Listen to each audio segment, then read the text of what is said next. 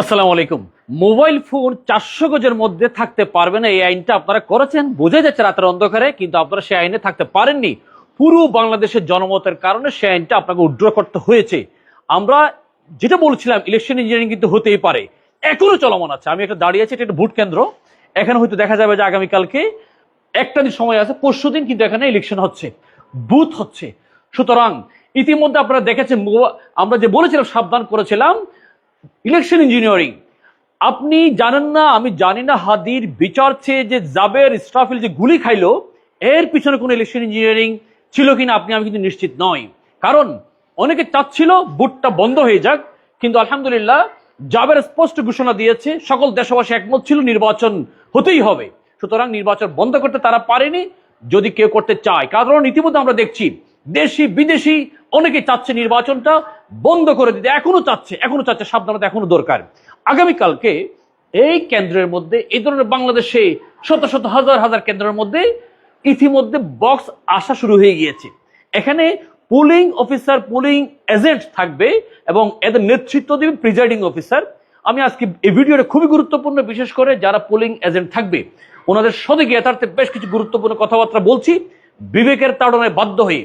কারণ যে election engineering যে কথা আমরা বলছি, ইতিমধ্যে আমরা রাতের বুট দেখেছি, বিভিন্ন ধরনের বুট আমরা দেখেছি। নেডা বেলতলে আমরা যেতে চাই না, আমাদের মাথার উপর বেল পড়েছে। সুতরাং আমরা অনেক কিছু থেকে সাবধান থাকতে হবে, থাকা খুব আবশ্যক।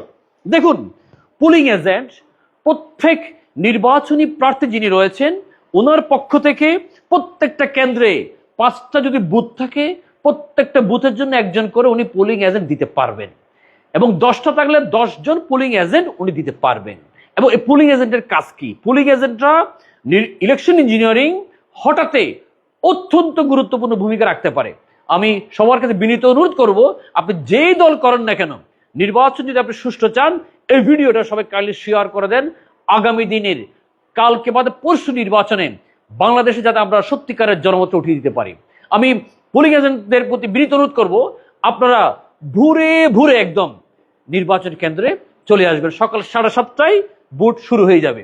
সুতরাং আমরা পুলিং এজেন্টরা যখন প্রথম আসবেন, তখন হয়তো প্রিজাইডিং অফিসার অথবা সহকারী প্রিজাইডিং অফিসার, সাধারণত সহকারী প্রিজাইডিং অফিসার কি করবেন, ব্যালট বক্সগুলো আপনাদেরকে দেখাবেন, স্বচ্ছ ব্যালট বক্স, এবং ব্যালট বক্সগুলোর কর্নারগুলো বন্ধ করার জন্য লক দিবেন।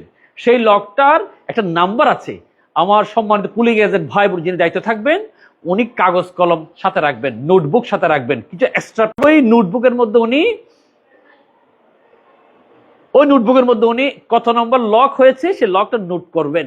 এই বক্স যখন ফিল আপ হয়ে যাবে, যখন সহকারী প্রিজাইডিং অফিসার এটি প্রিজাইডিং অফিসারের রুমে নিয়ে যাবে, রেখে দেবেন।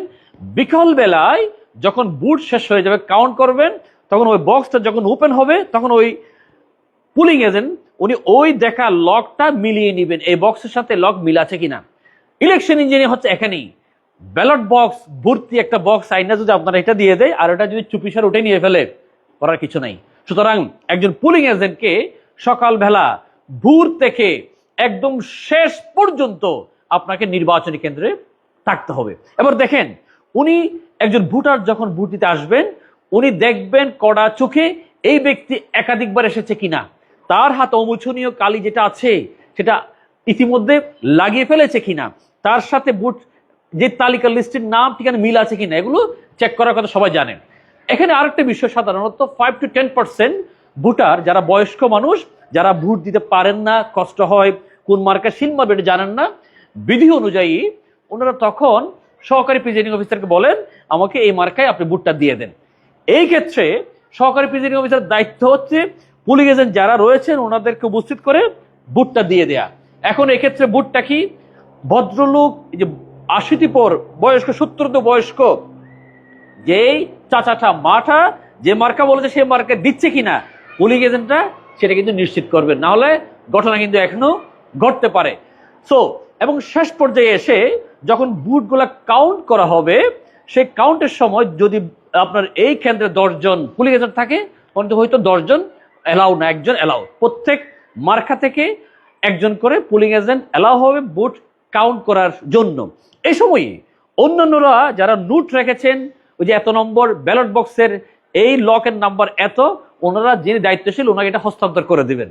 হস্তান্তর করে দিলে উনি ওই যে কাউন্ট করার সময় মিলিয়ে মিলিয়ে মিলিয়ে মিলিয়ে দেখবেন কোনো ধরনের চেঞ্জ আসতেছে কিনা। আমরা আইন শৃঙ্খলা বাহিনীকে অবশ্যই ধন্যবাদ জানাবো, স্যালুট জানাবো, কিন্তু আবার আমরা এটাও জানি আইন শৃঙ্খলা বাহিনী যারা রয়েছেন ওনারা তো হুকুমের গোলাম। কারণ আমরা এটা বলতে বাধ্য হচ্ছি অতীত তিক্ত অভিজ্ঞতার কারণে। দয়া করে মেহরবানি করে কেউ মাইন্ড করবেন না। কোন আইন শৃঙ্খলা বাহিনীকে যদি উপরস্থ কোনো কর্তৃত্ব নির্দেশ দেয় যে তুমি এটা করো, ওনারা কিন্তু এটা করতে বাধ্য। আমরা আমেরিকান আধিপত্য চাই না, ইন্ডিয়ার আধিপত্য চাই না, আমরা চাই বাংলাদেশ নিজ উদ্যোগে আমরা দাঁড়াবো। কোনো দেশের আধিপত্য আমাদের দরকার নেই, কোনো দেশের নির্দেশনা অনুযায়ী বাংলাদেশের ইলেকশন আমাদের দরকার নেই। সুতরাং ইলেকশন ইঞ্জিনিয়ার ঠেকাতে পোলিং এজেন্টটা খুব গুরুত্বপূর্ণ। এবং এই পোলিং এজেন্ট ভাই যদি দেখেন কোনো একটা অনিয়ম হচ্ছে, উনি তখন কি করবেন, ওই কাগজে নোট করবেন এবং সাদা পেপারে উনি দরখাস্ত লিখবেন। দরখাস্ত লিখে দুটো কপি, একটা কপি উনি প্রিজাইডিং অফিসারকে দিবেন, আর একটা কপি উনি জমা রাখবেন যে প্রিজাইডিং অফিসার এটা পেয়েছে। এটা কিন্তু একটা হিউজ ডকুমেন্ট। ঘটনা হচ্ছে কি, আপনি এই যে ব্যালট পেপারটা দিলেন ওটা একটা মুন্ড আছে, কিন্তু মুন্ডের সাথে শিলটা যে মারা হয় এটা মিলিয়ে দেখার সুযোগ থাকে যদি চ্যালেঞ্জ করা হয়। কিন্তু বাংলাদেশ যেটা অবস্থা, আপনি যখন ইলেকশন রেজাল্ট হয়ে যাবে চ্যালেঞ্জ করার পর ওই মুন্ড আর খুঁজে পাওয়া যায় না, ঝামেলা লেগে যায়। এরকম অতীত ইতিহাস আছে। এই জন্য চ্যালেঞ্জের মধ্যে ওরা আদালতে গিয়েছে, লং একটা টাইম হয়ে যায়। সুতরাং আপনার একদম বুট শেষ হওয়া পর্যন্ত আপনার যেহেতু প্রিজাইডিং অফিসারের দায়িত্ব হচ্ছে এখানে কাউন্ট করে ফলাফলটা টাঙ্গিয়ে দিচ্ছে কিনা। এটা একটা কেন্দ্র, নির্বাচন কেন্দ্র। এই কেন্দ্রের ভোট কত হয়েছে, কে কোন কোন মার্কে কতটা ভোট কাস্টিং হয়েছে সকল কিন্তু টাঙ্গিয়ে দিচ্ছে কিনা। একদম টাঙ্গিয়ে দেওয়া পর্যন্ত সকল পোলিং এজেন্ট এরা উপস্থিত থাকবেন। স্থানীয় যারা জনগণ আছেন ওনারা থাকবেন। মোবাইল যেহেতু এখন এলাও হয়েছে, অর্থাৎ চাপ দিতে গিয়ে উল্টা কেস হয়ে গিয়েছে, পোলিং এজেন্টরা এখন মোবাইল নিয়ে আসতে পারবে।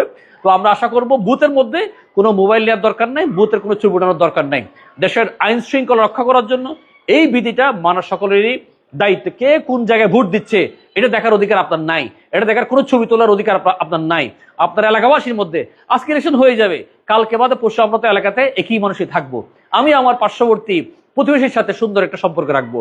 আমাদের এমন যাতে না হয় এই মার্কার কারণে, দলের কারণে ঘরে ঘরে প্রতিবেশীর মাঝে শত্রুতা সৃষ্টি না হয়। আমরা এমনভাবে আচরণগুলো করব যাতে কোনো একজন মানুষ আহত না হয়। আল্লাহর কাছে আমরা সবাই দোয়া করি।